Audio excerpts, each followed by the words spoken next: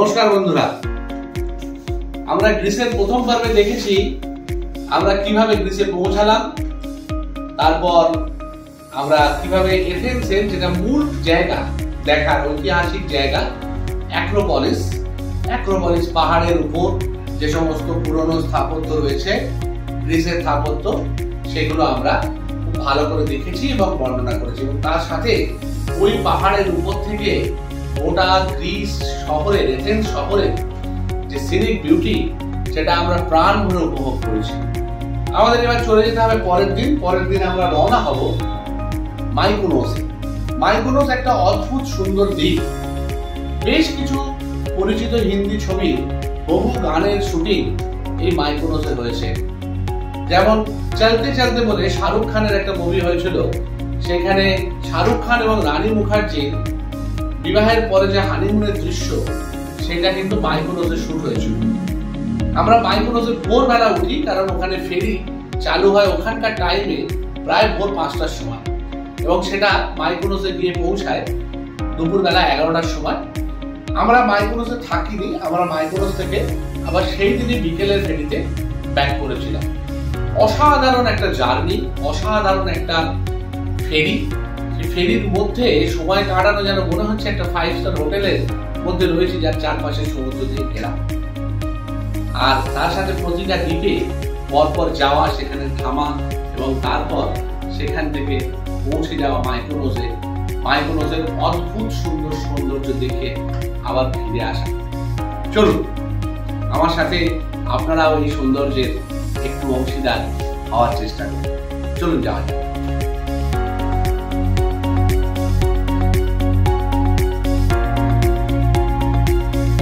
ভোরবেলা, যাকে বলে সূর্যোদয়েরও প্রায় 1 ঘন্টা আগে, আমরা একটি ট্যাক্সি নিয়ে আমাদের ওমোনিয়া স্কোয়ারের হোটেল এপিদর্বস থেকে পৌঁছে গেলাম পাইরিউসে। 2টি ফেরিঘাট আছে এথেন্সে, একটা পাইরিউস, একটি র্যাফিনা।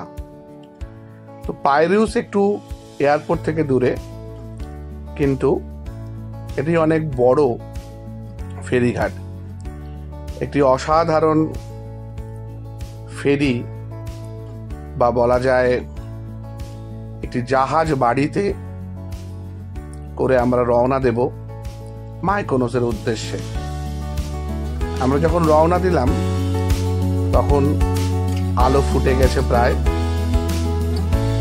এথেন্স শহর থেকে মাইকোনোসের সময় 2.5 ঘন্টা থেকে 5 ঘন্টা পর্যন্ত ভ্যারি করে।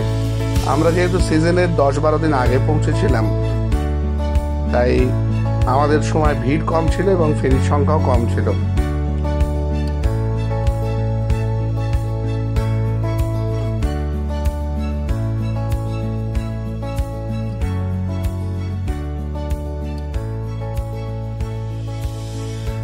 দুটি আলাদা আলাদা আইল্যান্ড ক্রস করে সেখানে দাঁড়িয়ে লোকজন ওঠানামা করে আমরা পৌঁছে মাইকোনোসে। একটির নাম টিনোস আর একটির নাম পারোস। আমাদের যে বোটটি ছিল, সেই বোটটি বোট বলা যায় না, বিলাসবহুল একটি ফেরি ছিল।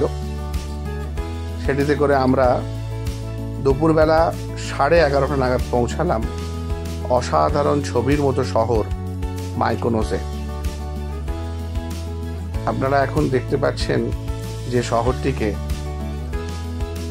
সেটি পৃথিবীর অন্যতম সুন্দর ছোট শহর মাইকোনোস। এখানে খুব কম মানুষের বাস।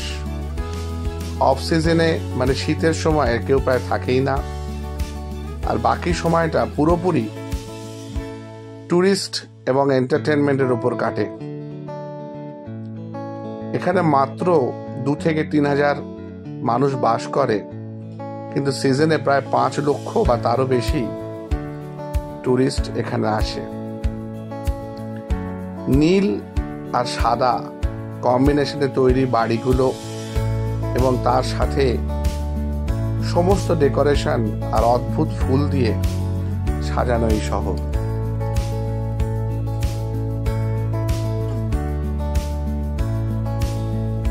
চোখ জুড়িয়ে যায় এই নীল সাদা কম্বিনেশন দেখে। এই জলে একসময় সিজনে প্রচুর মানুষ স্নান করেন। আমরা এবার পৌঁছে গেছি মাইকোনসের সবচেয়ে দ্রষ্টব্য অংশটাতে। পাহাড়ের একটু ওপরে আমাদের উঠতে হচ্ছে।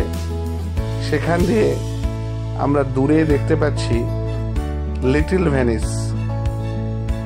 লিটল ভেনিস জলের সাথে বাড়িগুলো ঠিক ইটালির ভেনিসের মতো সেজে রয়েছে।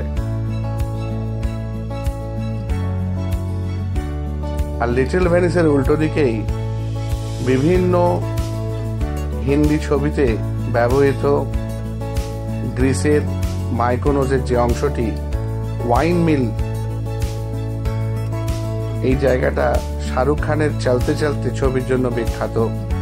রানী মুখার্জি এবং শাহরুখ খানের তবা তুমহারে ইশারে গানটি এখানেই শুট হয়েছিল। এক অসাধারণ নৈসর্গিক দৃশ্য মাইকোনসের প্রতিটি অংশ জুড়ে। আমরা মুগ্ধ হয়ে যাকে বলে চেটেপুটে খেয়েছিলাম এই সৌন্দর্যকে। ছোট্ট শহর, কিন্তু একটা অংশ থেকেও আমরা চোখ সরাতে পারছিলাম না। এত পরিষ্কার পরিচ্ছন্ন এবং সুন্দর স্বপ্ন নগরীর মতো।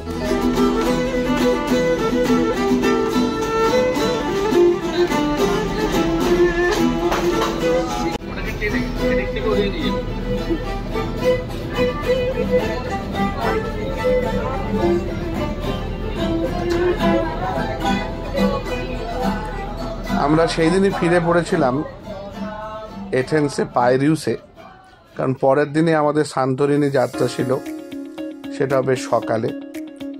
ফেরার পথে সুন্দর গান শুনলাম আমরা। কেমন লাগলো আজকে মাইকোনস সিটি?